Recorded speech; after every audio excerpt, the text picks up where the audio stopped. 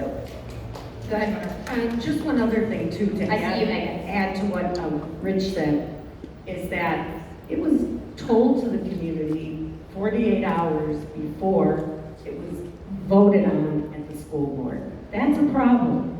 Nobody was for or against. It just seemed like, it was like, shady. And I mean, there was no reason for it. If you want to renew it early, put it out there early, tell the community you're thinking about renewing it early, and do it, but not to have your whole decision made. And I might add one other thing. I was at that school board meeting, and what was disheartening was there were a lot of people that found out about that in the last 48 hours as soon as it was posted, and they came to the board meeting. And I saw the same thing this year, which is one of the reasons I want to run, because I have seen a couple of things happen, same procedure. The board has made a decision.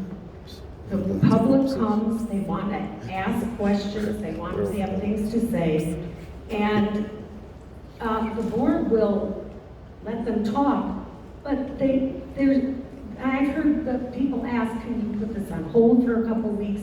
Can you give the community? And they've already made up their mind. They're not listening, and I think the school board should listen. I don't have any problem with the final outcome. I have a problem with the way it was done.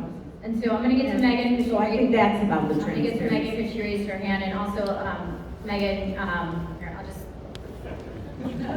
Yeah.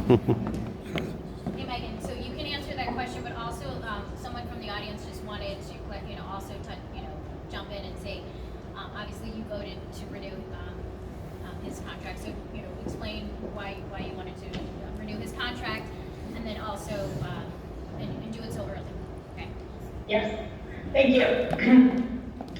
So the legal window that we have to renew his contract for us in this situation began January 1st, 2015, and then that window closes March 31st, 2020. So our attorney, board's attorney, advised us that the best time to extend a contract negotiation to Dr. Harness would be the summer prior to the contract ending. So we began that process and that discussion over the summer. It wrapped up in September. And again, following the advice of our legal counsel, and well within our legal right to do so. The purpose of doing it in that way is to signal to the district and to the superintendent that things are steady, things are moving in the right direction. If we were not to extend that negotiation process to Dr. Harness when we did, he may begin to think that we are not going to renew this contract, and he may look elsewhere. So I'm comfortable with the time frame that we used. As far as being more transparent and taking input from the community, that is certainly well received. I think that that's a lesson learned for me, being the first time through this process, that we definitely want to find out how other districts solicit input from the community, from stakeholders, when they're evaluating their superintendents, because we definitely want that voice as part of our process.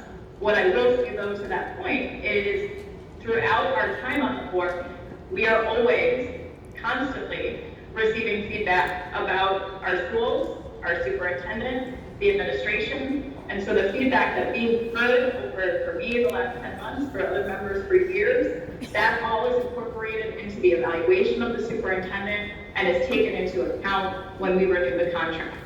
Overall, I'm supportive of renewing Dr. Harness's contract because our schools remain very high performing. Beachwood continues to attract new families to the district.